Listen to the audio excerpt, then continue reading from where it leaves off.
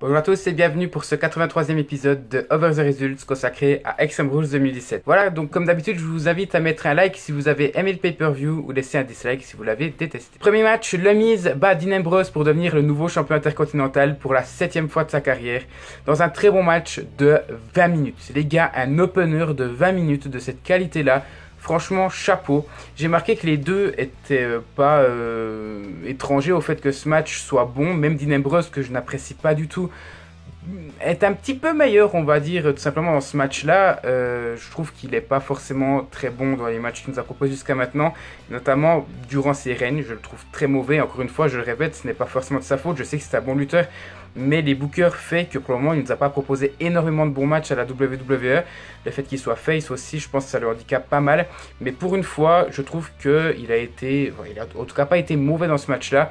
Et puis je suis toujours autant admiratif du Miz, vraiment. Ce mec est l'un des tout meilleurs actuellement en 2017 et surtout en tant que heel. Pour moi, c'est le meilleur heel de la fédération actuellement et je pèse mes mots vraiment. Pour moi, c'est le meilleur. Et j'ai marqué le match est bon, mais il s'intensifie clairement à la fin. Et j'ai marqué content que Maryse frappe le Miz. Je m'attendais pas à ce que la WWE joue sur ce côté-là. Je me suis dit, mais à quoi, enfin, pour les gens qui ont suivi ma vidéo pronostic, je me suis dit, mais à quoi sert cette stipulation? Maryse peut très bien frapper le Miz au début du match et puis il n'y a pas de match. Tandis que là, c'est très bien amené, je trouve, et ça a même été poussé un peu plus loin. Lorsque le Miz va pousser Dean Ambrose sur l'arbitre, et l'arbitre va vraiment, même s'il est insupportable, il va vraiment jouer la stipulation à fond, et c'est très bien joué. Et au moment où il savait pas vraiment s'il devait disqualifier Dean Ambrose, le Miz arrive, lui fait sa prise de finition, et remporte le match. J'ai marqué que c'était pas loin de la perfection, vraiment. J'ai donné la note de 9 sur 10 pour ce match-là. Deuxième match, Rich Swann et Sasha Banks battent Noam Dar et Alicia Fox, pardon, dans un match pas mauvais mais pas ouf. Je l'ai trouvé un peu court et il n'y a pas forcément grand chose d'exceptionnel. C'est pas mauvais, mais pour moi il aurait plutôt eu sa place dans le pré-show et j'ai marqué le truc qui sauve un petit peu tout, c'est les Cruiserweights qui sont encore une fois au top. Rien à dire, je trouve que Noam Dar et Rich Swann sont deux très bons Cruiserweights. Et j'ai marqué au niveau du seul défaut, on va dire seul gros défaut du match, mis à part le temps qui est le plus court si je dis pas de bêtises, le deuxième plus court, on va pas compter le prochain. J'ai marqué le gros défaut, c'est la grosse période de flottement qui est à l'extérieur du ring, quelques secondes avant que Rich Swann batte Noam Dar. C'était un gros bordel et on sentait qu'il y avait un gros flottement. Comme si les 4 lutteurs ne savaient plus quoi faire. Sasha Banks, on ne savait pas si elle allait courir sur la pointe du ring pour sauter sur Alicia Fox. Finalement, elle a été sur la 3e corde et a attaqué Noam Dar. Enfin, je trouve que c'était très très mal amené. C'est le gros défaut, je pense, de ce match-là. Heureusement, ça ne dure pas plus d'une minute. Donc ça passe encore. Comme vous le voyez, j'ai mis la note de 6,5 sur 10. Troisième match, Alexa Bliss bat Bayley dans un Kendo-Stick on a pole match pour conserver son titre féminin de Raw. Alors là, on va passer au coup de gueule. Vous le voyez, j'ai quand même mis la note de 5,5 sur 10, mais c'est un sérieux coup de gueule. Le 5,5 sur 10 est juste là pour le côté brutal, parce que Bliss ne va pas retenir ses coups sur Bayley.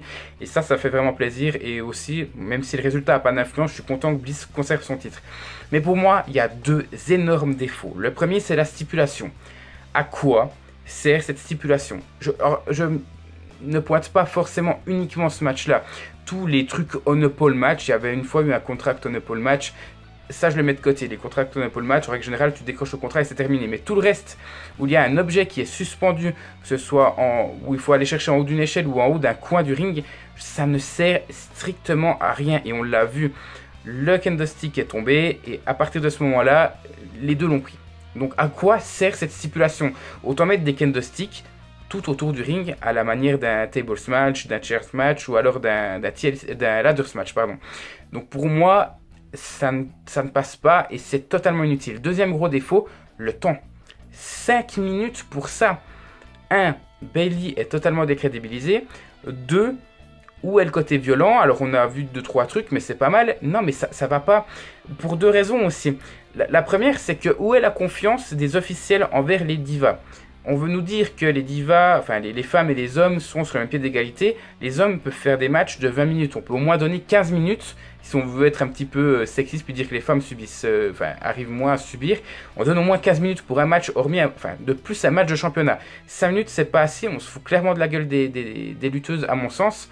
Et l'autre point, c'est mais faites plus durer le moment où elles vont chercher l'arme. quitte à avoir une stipulation de merde, autant jouer là-dessus. Et le candlestick tombe au bout de 3 minutes. Pas de stipulation, enfin, imaginez que ça dure 10 minutes, on a 10 minutes, et après on a 5 minutes bien brutales, voire même 10. Là on a 2 minutes où Alexa Bliss va s'acharner sur Bayley, et Bayley va même pas, je crois, porter de coup à Alexa Bliss, ou du moins, va même pas forcément profiter de cette stipulation. Donc pour moi, 2 gros défauts, c'est un gros coup de gueule, parce que je suis persuadé qu'il y avait quelque chose à faire sur ce match-là, et comme je l'ai dit, je mets 5,5 sur 10 pour le côté brutal. Quatrième match, Sheamus et Cesaro battent les Hardys pour devenir les nouveaux champions par équipe de Raw. J'ai marqué, alors première chose, j'ai l'impression d'avoir déjà vu ce match-là.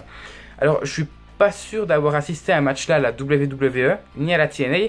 En fait, je suis en train de me demander si le fait que, et je crois bien que c'était avec les Hardys, le fait qu'il y en a un qui sorte et qui n'arrive plus à rentrer sur le ring dans un Steel Cage Tag Team match, j'ai l'impression d'avoir vu ça dans un jeu, un SmackDown vs Raw. Je ne sais pas si les gens voient de quoi je parle, si c'est le cas déjà. Et si vous avez tout simplement la référence, n'hésitez pas à me la dire. D'un coup, c'est un vrai match de catch qu'il y avait eu avant 2006. Mais j'ai l'impression d'avoir déjà vu ce scénario-là, et plus dans un jeu vidéo de la WWE que dans un match. Alors je ne sais pas si je suis totalement à côté de la plaque ou non, mais ça a été ma première impression. Sinon le match, j'ai marqué, est ultra bon, vraiment, il n'y a pas grand-chose à redire. Jeff, à la base, qui était le seul à sortir du ring pendant le match, enfin de la cage, ce sera le dernier, enfin le seul à ne pas sortir à la fin du match. C'est quand même assez ironique. J'ai marqué le gros défaut, c'est le problème de selling. À mon sens, c'est beaucoup trop surjoué. Où on a, après c'est le problème des Steel Cage match où tout est joué sur la sortie de la cage sans qu'il y ait de pinfall ou de soumission en fait. C'est qu'ils vont surjouer pour monter, on est fatigué alors qu'avant ils couraient limite. Et puis souvent Sheamus et Cesaro vont s'acharner à monter par-dessus la cage alors que les Hardys sont morts et ils peuvent très bien sortir par la porte.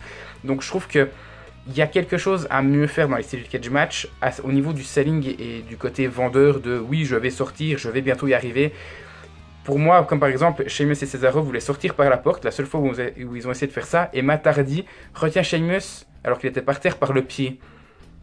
Enfin, je veux dire, juste ça, c'est pas crédible en fait. C'est le seul défaut du match. Pour moi, sinon, il y a tout qui est bon, 15 minutes. C'est plus que correct quand on voit que le rythme est vraiment acharné, il n'y a aucun temps mort, ils se foutent sur la gueule durant 15 minutes, donc c'est un très bon temps. Comme vous le voyez, j'ai mis la note de 8,5 sur 10. Cinquième match, Neville bat Austin Aries pour conserver son titre Cruiserweight. J'ai marqué le roi continue son règne, ça fait vraiment très plaisir. Dans un bon match, vraiment un bon in-ring, un bon selling d'Austin Aries avec son genou gauche, si je dis pas de bêtises.